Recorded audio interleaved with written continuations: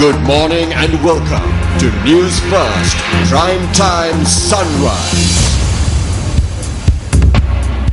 You're joining us on the 28th of April 2014. It's a Monday morning. I'm Sonali Manik-Badge. We start off with a look at the stories making headlines this morning.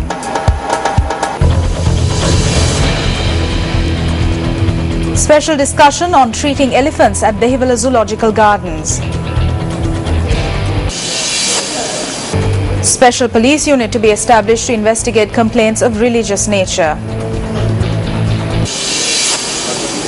Lanka Private Bus Owners Association says 1,400 passengers leave public transport daily. NTB points out public confidence can be regained by courtesy.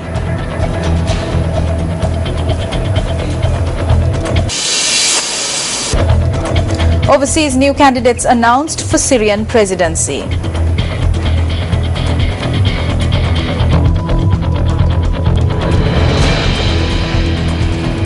Secretary to the Ministry of Botanical Gardens and Public Recreational Affairs, Willie Gamage, states that a special discussion will be held with regard to providing medical treatments for elephants at the Dehiwala Zoological Gardens identified to be diagnosed with tuberculosis. Gamage noted that specialist doctors and veterinarians from the Health Ministry will take part at this meeting.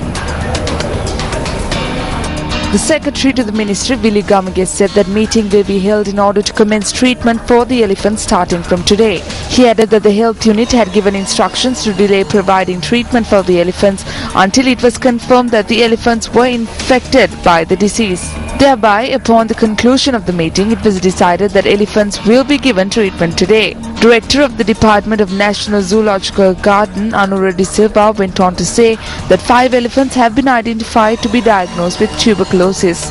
The elephant show at the Dehiwala Zoo has thus been suspended as a result.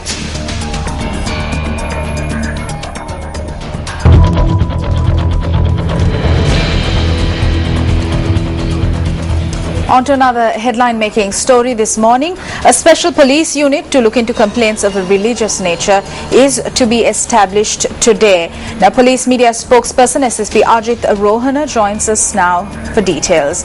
Good morning, SSP Rohana. Good morning, Sonali. Thank you very much for joining us. Now, in the recent past especially, we have seen an increase in the number of incidents bordering on religion and ethnicity, which is rather unfortunate. Now, the special police unit to deal with such complaints is a timely measure. Can you explain to us the exact manner in which this unit will operate, whether each police station will contain a branch, or what is the exact situation with regard to this? Yes, a few incidents reported in respect of religious, few incidents reported in respect of religious nature in the recent past. Therefore, His Excellency the President instructed the Inspector General of Police to establish this unit. Actually, this particular unit will be declared open today at the premises of the Ministry of Buddhist and Religious Affairs. The unit consists of 15 police officers. A senior superintendent of police has been appointed as the head of the unit. In addition to that, an ASP, a chief inspector, also attached to the unit. It's a central unit. Generally, the complaints in respect of religious nature, they are entertained at the police stations at territorial level. So, if a party does not satisfy with that particular complaint, inquired by the local police, then they can entertain complaint to this particular unit. On one hand, this particular unit conduct investigation into the complaint, and apart from that, on the other hand, they conduct investigation into the inaction of local police. And in addition to that, every time they coordinate with the stakeholders in respect of religious activities, especially the Ministry of Buddhist and Religious Affairs and other stakeholders, to reconcile the matters. Right. My second question to you now, the police is mainly there to implement the law, to bring perpetrators to justice, but offences of a religious nature also have a preventative element in them, where awareness, religious togetherness has to be inculcated among the general public. So my question to you is, in addition to bringing wrongdoers to book, has the attention of the police department been drawn towards this aspect of prevention of crimes or offences of a religious nature? Yes, actually, implementation of the law is not sufficient to curtail or minimize this type of activities. On the other hand, we need to have some sort of reconciliation or the dialogue discussion both parties. So implementation of the law is one part, the other part is to reconcile the matters. So therefore we are thinking of these two aspects. Especially we are going to train these police officers on the role of a police officer in a multicultural, multiracial and multi-religious society. So therefore they can implement the law, they can enforce the law, but it is not sufficient to minimize this type of activities. On the other hand, they conduct lectures, and every time they go to the society, they go to the places where this religious disharmony or the antisocial activities are conducted, and they discuss with the parties, and they do their best to reconcile the matters along with other stakeholders. All right, thank you very much. That was, of course, Police Media Spokesperson SSP Ajit Rohana. Always a pleasure to speak to you this morning. Right, now the Lanka Private Bus Owners Association states that 1,400 passengers leave public modes of transport. Chairman of the association, Gamanu Vijayaratna, noted that there is information to state that 450,000 people leave public transport modes annually. He attributed the actions of the National Transport Commission for this reduction in passengers.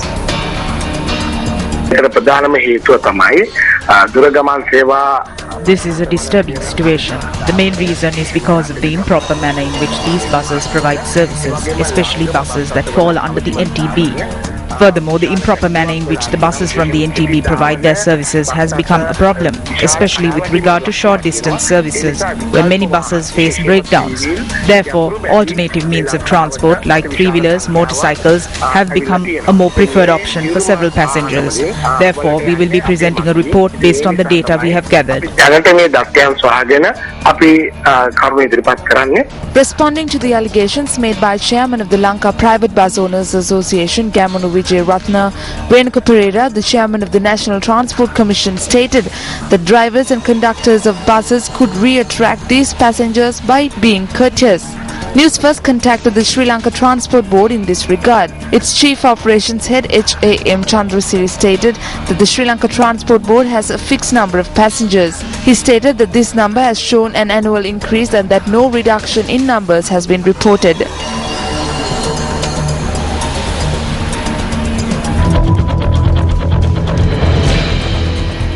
The Around the World team that is spreading the message of the World Conference on Youth 2014 is currently in Paris, France. Newsfirst Ramesh Irugal Bandara reports. Around the World in 40 days. A very good morning to all our listeners tuned in. The Around the World team is joining you from Paris in France.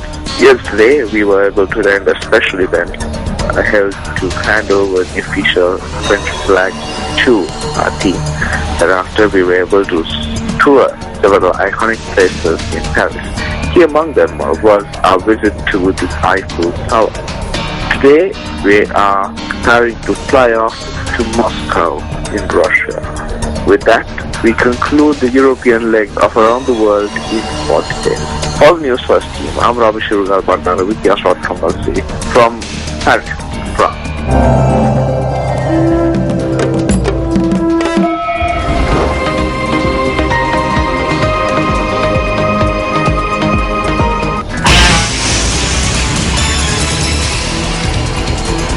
Now, program to establish a nuclear lab is in place, and discussions in order to share the knowledge and know-how amongst other countries also due to take place. Joining us on this edition of Field Report is Chairman of the Atomic Energy Authority, Professor Ranjit Vijayawardena.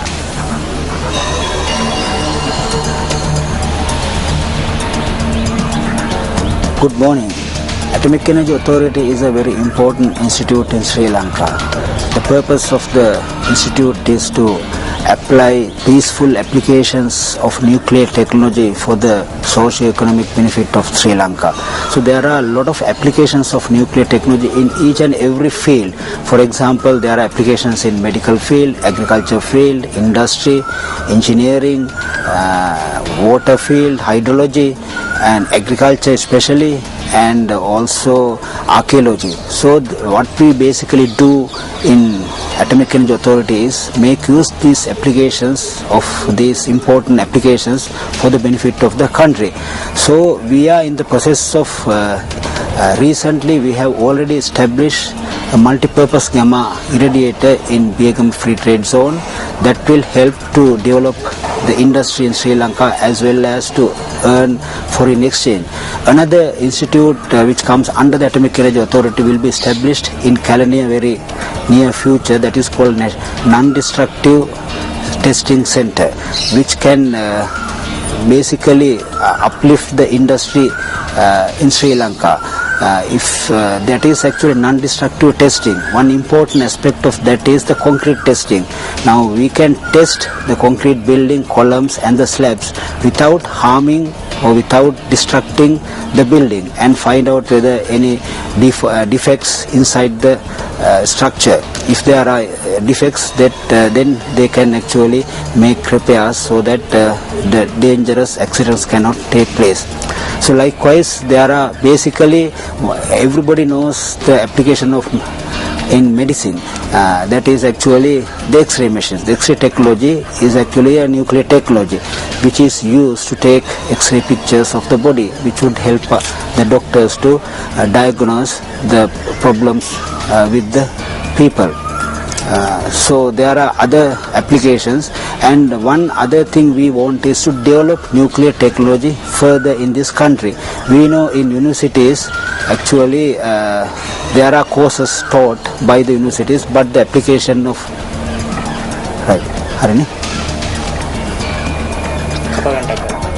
And up next is News Overseas.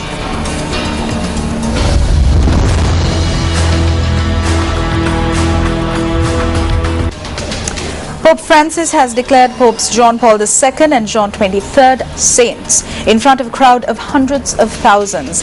He praised his two predecessors as men of courage at the Vatican service, the first time in history that two popes have been canonized at the same time. The Mass was attended by Pope Emeritus Benedict, who quit as Pope last year, and a roughly 100 foreign delegation.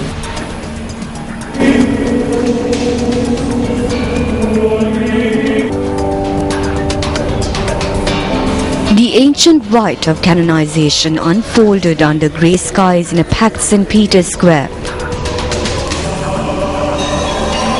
In keeping with tradition, Pope Francis was approached and requested to add his two predecessors to the long list of Catholic saints, and at the third time of asking, he granted that request. Then honoured silver containers holding holy relics of new saints were shown. A trace of blood from John Paul II and silver of skin taken from the body of John XXIII.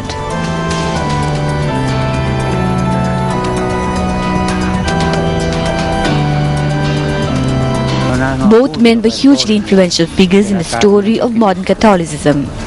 The Italian pontiff John XXIII is seen very much as a liberal reforming figure. The Polish Pope John Paul, on the other hand, was much more conservative, and their elevation to the sainthood on the same day is being seen as an attempt to draw together the liberal and more traditional wings of the Church. Relics of each man, a container of blood from John Paul and a piece of skin from John, were placed near the altar. Pope Francis paid tribute to the new saints as quote-unquote priests, bishops and popes of the 20th century.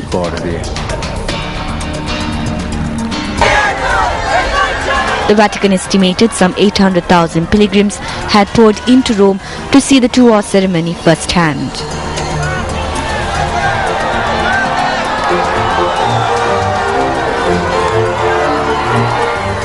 Well, that wraps up your morning primetime news bulletin. We'll see you again with more of the very latest at 8:55. Have a great day ahead.